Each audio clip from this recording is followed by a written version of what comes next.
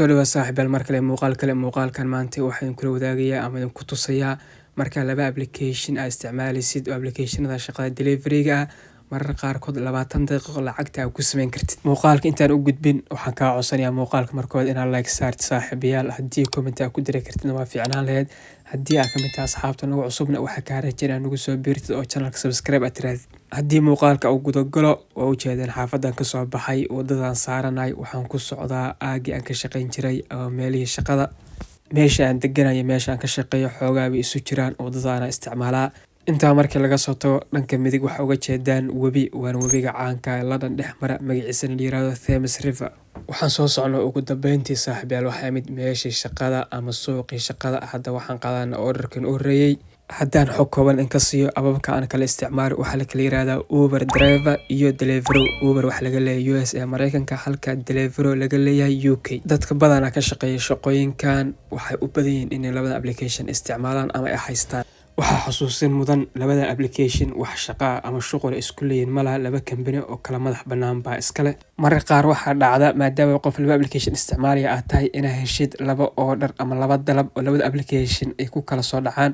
labada dalab ama laba order waxa laga yaabaa inay isku jaha jiraan ama isku meel ay jiraan. marka taasi waxay kuu saamaxaysaa in waqtiga kuu beeqaamismo oo meesha waqtiga hal order ama hal dalab aad ku bixin lahayd aad ku bixisa laba dalab, taas oo ka dhigan inaad tahay nin hal dhagax ku dilay laba shimbir.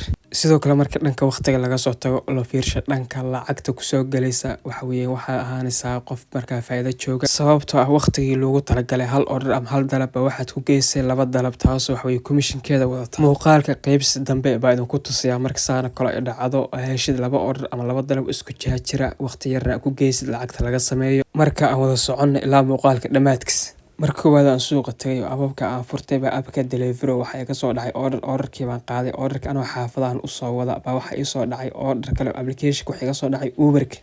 waan aqbalay abka kale Deliveroo orderkii ah markii aan dhameeyay isla markii applicationka sadana waxaan ka helay order kale oo asna ah orderkii Uber meesha u socda. warkagana ku wareertaan baa laga yaabaa laakiin hadda idin soo koobo waxaan helay ama ii soo dhacay laba dalab oo isku jiha u socda waxayna ka soo kala dhaceen labada application oo kala gedisan. hadda waxaan soo aaday makhaayadda orderkan ka qaaday lahaa waa makhaayaddan Turkiga iskale magaceedu waxa la yiraahdaa Ramos. waa makhaayad runtii aad iyo aad u weyn. dalabka ama orderka lambar buleeya lambarka u sheegaysaa shaqaalaha. hadda waa la ii keenay alaabtii waa tanaa. hadda waxaan isku dayayaa inaan qaado. intaa kadib waxaan la kulmay ninkii meesha maamuliyay dhowr jeer horena waa arkay markasta makhaayaddu dhex taagan yahay waxaana qiyaasayaa mulkiilaha makhaayadda inuu yahay. waa is salaanay waxaan dhex maray warkan.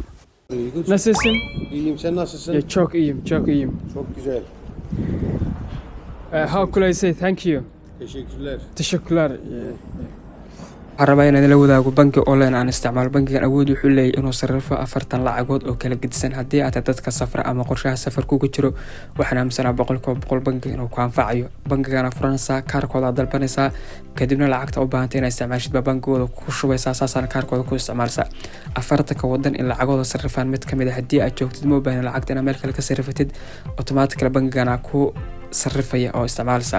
xarunta ugu weyn wuxuu ku taalaa UK. bangigan oo bangi boqol hubo badanaa dadka internet ka shaqeysta baa isticmaala.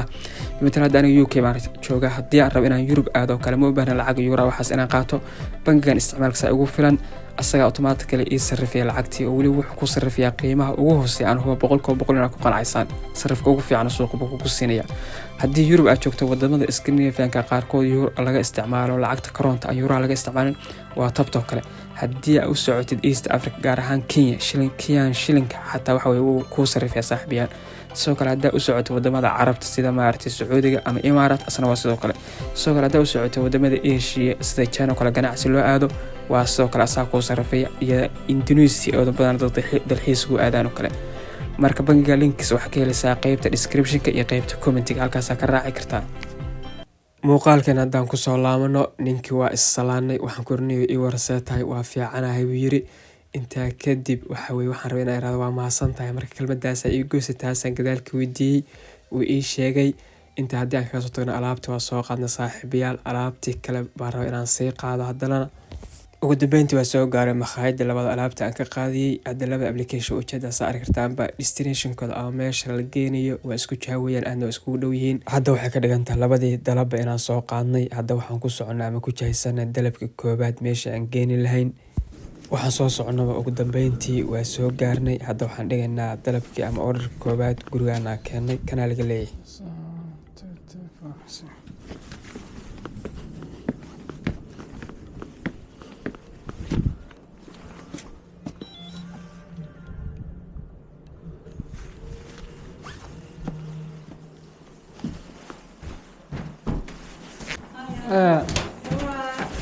Bye bye.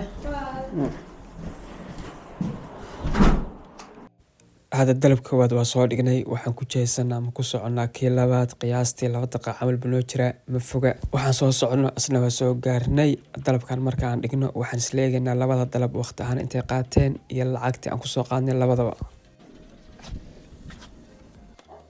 Thank you. Bye bye. Haddii marka hadda aan fiirino labada dalab lacagta aan ku soo qaadnay, haddii aan ka bilowno Uberka dalabkii waxaan ku soo qaadnay 3 pound iyo 12 p, halka Deliveroo dalabkiisana aan ku soo qaadnay 4 pound iyo 30 p. Wadar ahaan markii la isu geeyo waxay noqonaysaa 7 pound 42 p. Haddii dollar loo bedelana waa $9.84. Waqtiga aan ku soo qaadnay labada dalabna waxay soo noqdeen isu geyn 26 daqiiqo. Waxaa xusuusin mudan saaxiibayaal, shaqadan mar walba saan oo kale aan faa'iido looga sameyn, lacagtaan oo kale mar walba inaan laga helin. Hadba ay ku xiran tahay suuqa siduu u yahay iyo qofka shaqadan hadba si u yaqaan inta ku guda jiray. Muuqaalkeena maanta intaas ku eg yahay. Fadlan haddii halkan soo gaartay waxaan kaa codsan inaad like saartay. Haddii aad ka mid tahay asxaabta nagu cusubna inaad subscribe nagu saacidid waa mahadsantiin.